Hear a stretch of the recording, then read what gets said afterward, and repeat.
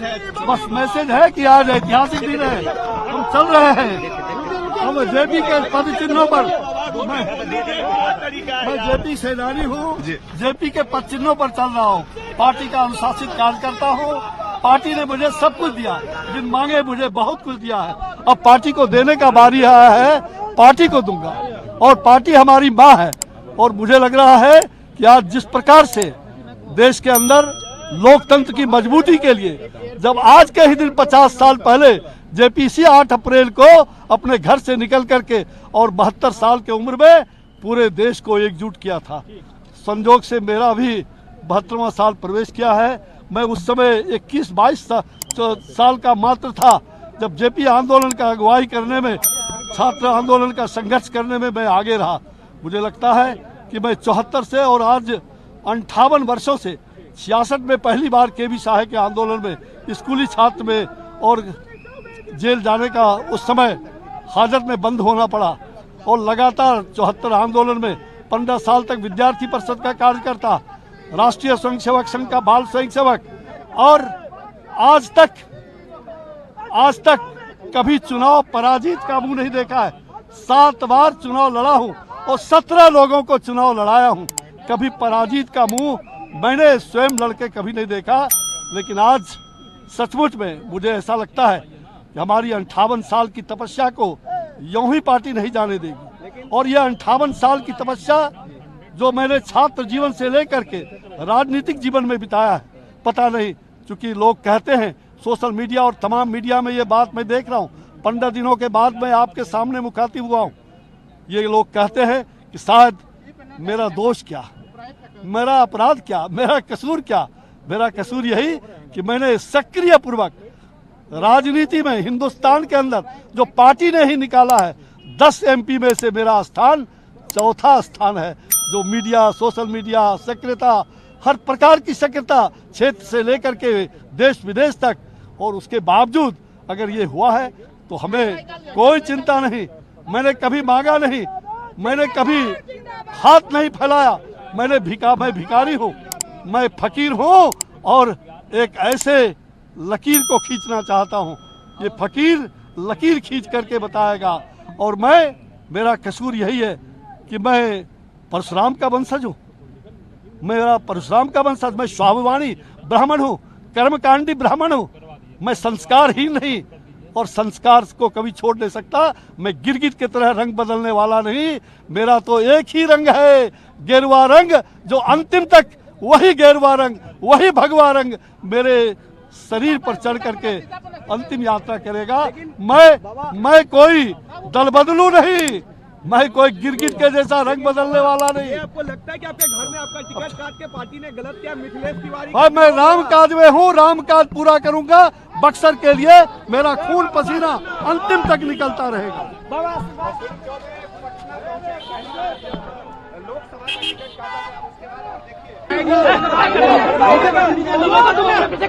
मैं आज ऐतिहासिक दिन में पटना के अंदर आज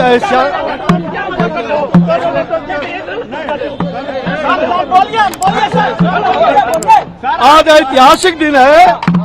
आज पटना में लोकनायक जयप्रकाश नारायण, आज के ही दिन 50 वर्ष पहले लोकनायक जयप्रकाश नारायण जी अपने आवास से सड़क पर उतरे थे 72 साल के उम्र में। और संजोग है कि मेरा भी 72वां साल प्रवेश कर गया। मैं जेपी सेनानी हूँ, मैं 74 आंदोलन का जेपी सेनानी का एक साथी हूँ। अभी यहाँ से जेपी आवास पर जाएंगे, फिर वहाँ भी आपसे बात करेंगे। जो भाई देखो, एक सेकेंड, अरे हम लोग टिकट कटने का नहीं, पार्टी ने मुझे सब कुछ दिया है, पार्टी ने सब कुछ दिया है। और मैंने जन्म से संघर्ष ही हमारा जीवन है, संघर्ष और सत्य ही हमारे जीवन की पूंजी रही है। और बचपन से मैंने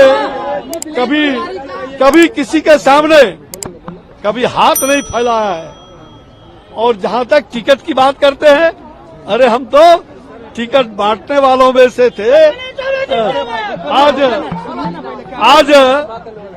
टिकट नहीं कटा है, ये टिकट नहीं कटा है।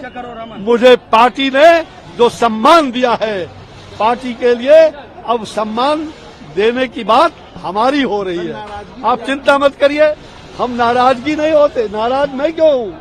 नाराज तो वो लोग होंगे जो लोग, मैं कोई बाहर का आदमी नहीं हूं, मैं तो यहीं का हूं और यहीं का बन के रहूंगा। मैं बक्सर का हूं और बक्सर का ही बनकर रहूंगा। बक्सर का हूं और बक्सर का बनकर रहूंगा। जहां तक आप सब जानते हैं, एक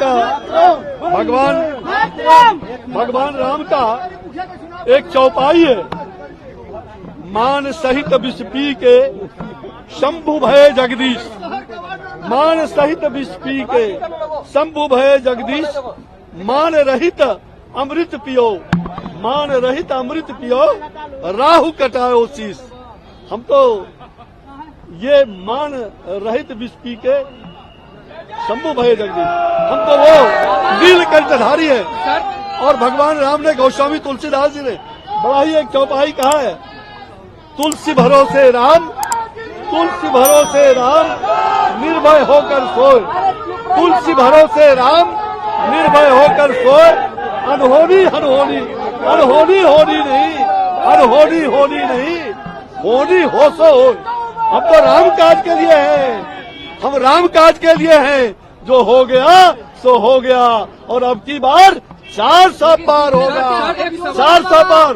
नरेंद्र मोदी जी के नेतृत्व में पूरा देश एक है, मैं जानता हूं, एकजुट है, कोई विरोध नहीं।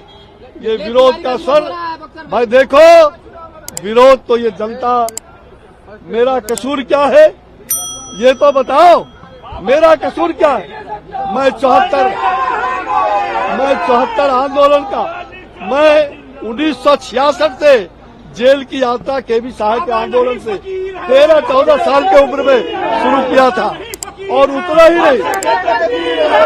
नहीं, मैंने छात्र आंदोलन से, और अभी तक 58 साल की हमारी तपस्या, मुझे भी नहीं मालूम।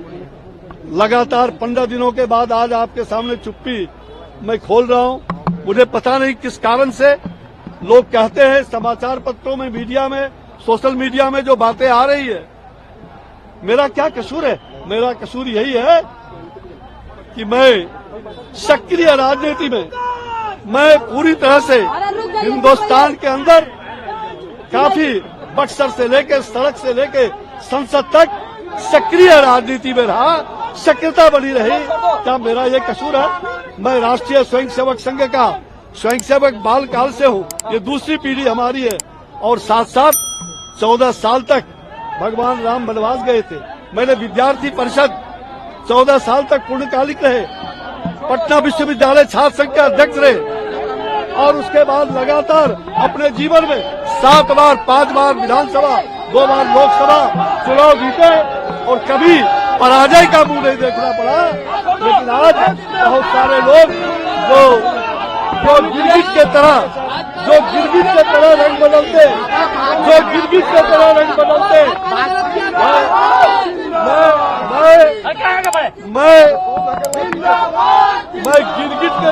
बदलने वाला नहीं हूँ। लोगों ने कयास किया, मीडिया ने भी, कि चौबे जी शायद वो संन्यास ले लेंगे। मैं संन्यास नहीं, मैं सक्रिय राजनीति में अगले 5 साल सक्रिय राजनीति में रहूंगा। और चौबे वो शख्स है, हम शेर के तरह दहाड़ने वाले, हम शेर के तरह दहाड़ने वाले, हम भीगी बिल्ली के तरह नहीं। देखो, भाजपा हमारी माँ है, भाजपा हमारी माँ है। भाजपा ने मुझे सब कुछ बिन मांगे दिया है, वो मैंने कभी अपने लिए न फंडल के लिए मांगा है। भाई ये तो आप उनसे पूछिए, मुझे प्रधानमंत्री का आशीर्वाद है, प्रधानमंत्री जी का शुभकामना आशीर्वाद है। कुछ होने जा रहा है और आपके साथ? भाई मुझे लग रहा है आप देखते रहिए कुछ दिनों में क्या होगा, ये मुझे भी पता नहीं, जल्दी कुछ होगा। या अपने परिजन के लिए कभी हाथ नहीं पसारा था। मेरा कसूर यही है कि मैं एक फकीर हूँ। मेरा कसूर यही है कि मैं एक फकीर हूँ। मेरा कसूर यही है कि मैं उस समाज से आता हूँ जो लोग कहते हैं, बाहर में मीडिया कहते हैं कि आप ब्राह्मण समाज